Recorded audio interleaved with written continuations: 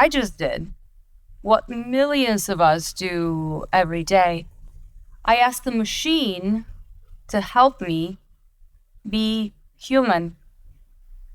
AI is connecting everything except us.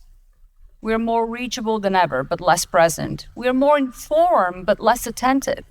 We're more connected, yet increasingly disconnected from ourselves and each other. I work in cybersecurity. For years, I protected computer systems from being hacked. But no one ever taught me how to protect my own human system in a world increasingly shaped by AI. And for a long time, I didn't realize anything was wrong. I was productive, efficient, and always ahead. I used AI for everything. Emails, dinner plans, birthday gifts, hard conversations, even texting my grandma in Bulgarian. All handled in seconds with a prompt. It felt like a superpower. But beneath the surface, something was quietly changing. I'd go an entire day and I couldn't remember a single conversation. I was in meetings, nodding along, but my mind was 3 tasks ahead. I was moving faster than ever, but the faster I moved, the less I felt. I was everywhere and nowhere. Then, one ordinary afternoon, my body forced me to notice. I was sitting at my desk, rereading the same sentence for the 3rd time. My heart was pounding. I could feel my chest being so tight. I looked down at my smartwatch. 150 beats per minute. Within hours, I was in one of those hospital gowns that never quite close, with electrodes on my chest. I remember staring at the fluorescent lights, wondering, how did I get here? I went home that day with a heart monitor, and for the next 2 weeks, I lay in bed, awake at night with that little device on my chest, wondering, will I get another chance? But I wasn't just worried about my heart.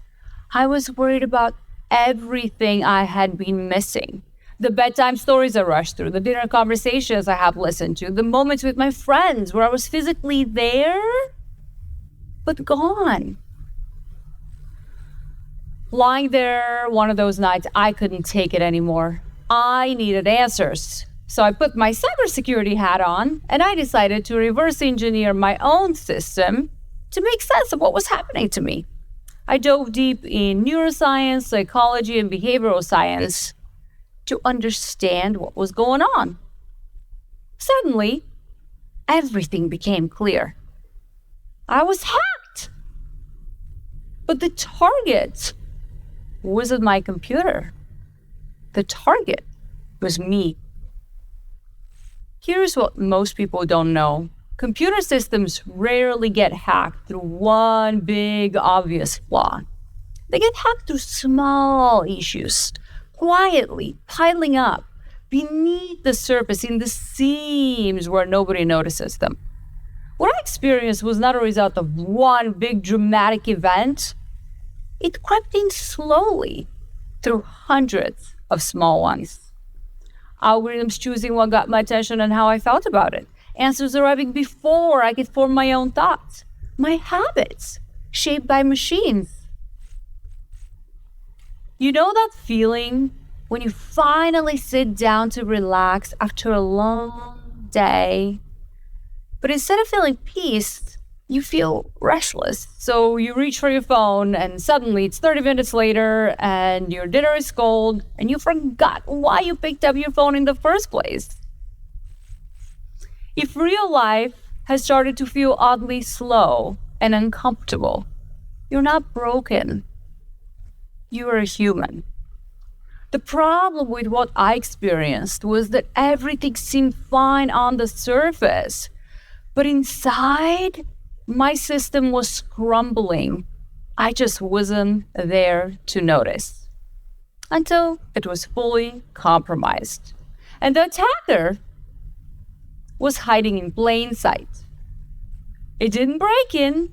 I invited it in because it didn't feel like a threat. It felt like a relief. Once I saw it clearly, I knew this wasn't a me problem. This was a human problem. AI systems help us move faster, but in the process, we're quietly disappearing from our own lives. And I'm here today because I will not let this happen to you. In cybersecurity, to protect any system, you first need to understand it. So I studied the system, the human operating system. Once I learned how it works, I broke it down into 4 layers that run the human software. AI does not change us all at once with this big dramatic moment. It quietly rewrites the software, layer by layer. Let me show you how. The first layer is attention. This is what I call the gatekeeper of our reality.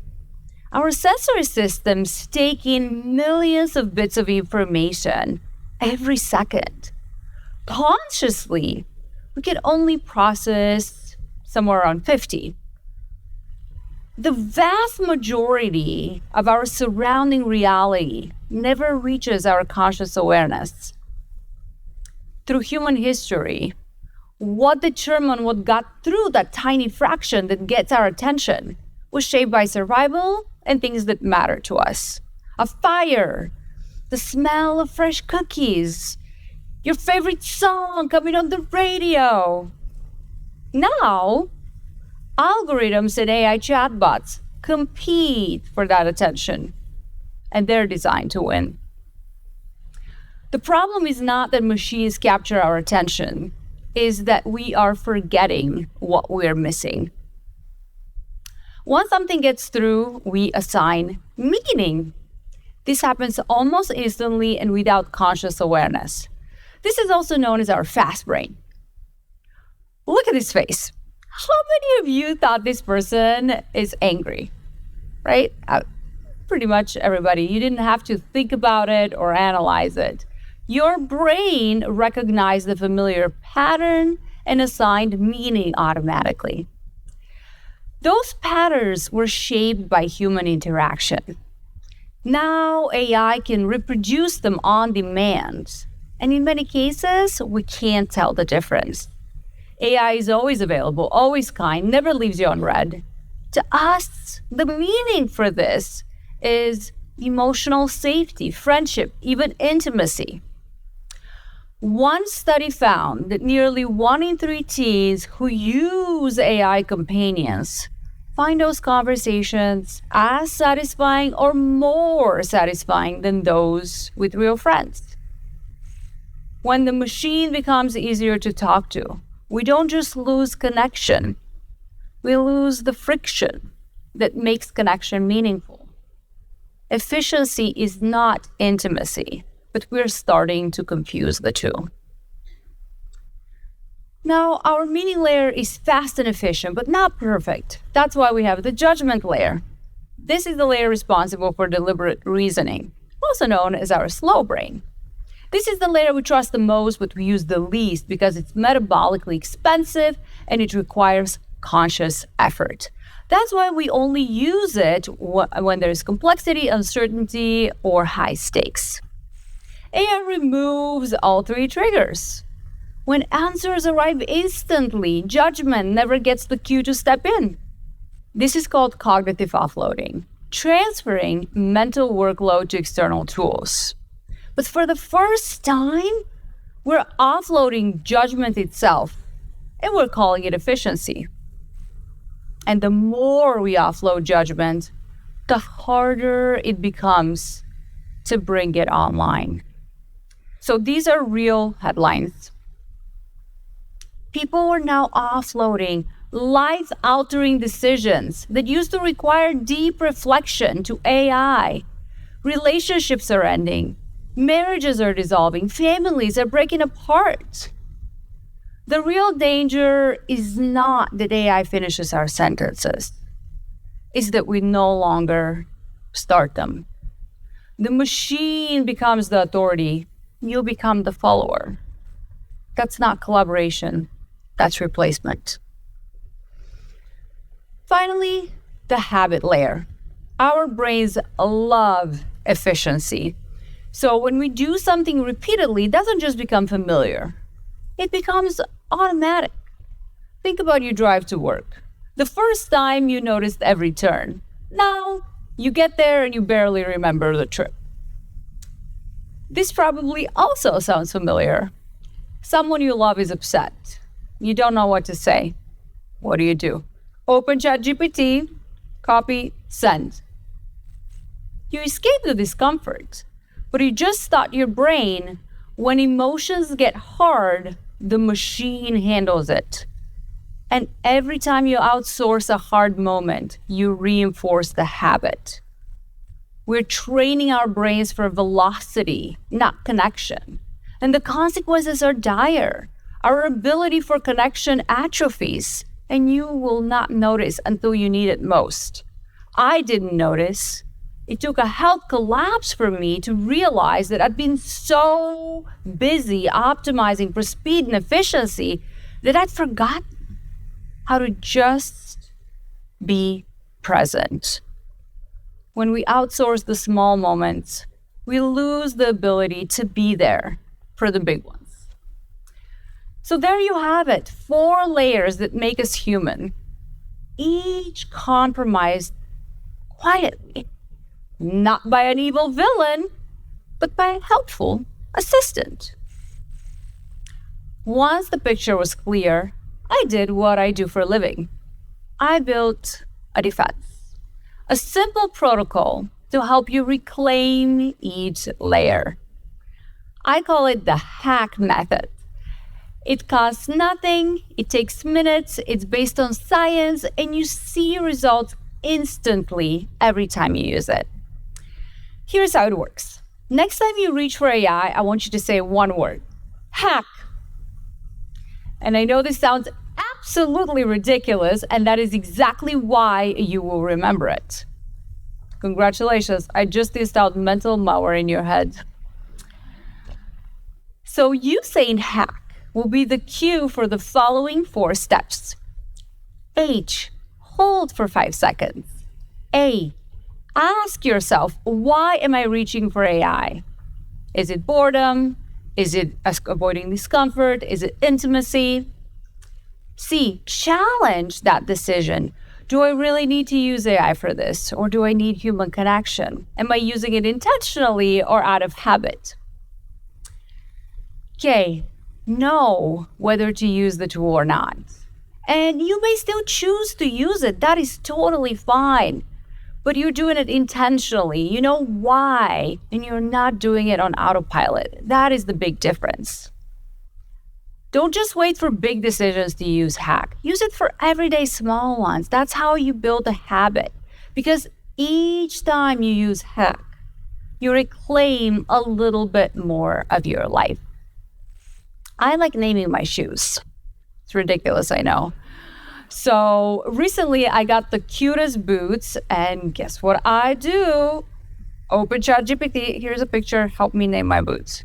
But then I said hack, hold for 5 seconds, ask, why am I reaching for AI? Well, I want help naming my shoes. But then I challenged myself, right? Challenge. Do I really need AI for this? Do I not trust my creativity? Do I not know any names? At that point, I knew I don't need AI for this. Their names are Hilda and Matilda. And these are Monica and Veronica, if you care to know. And you do not want to meet Veronica, by the way. I am not here to tell you to reject AI. I'm here to help you stay connected to what makes you human.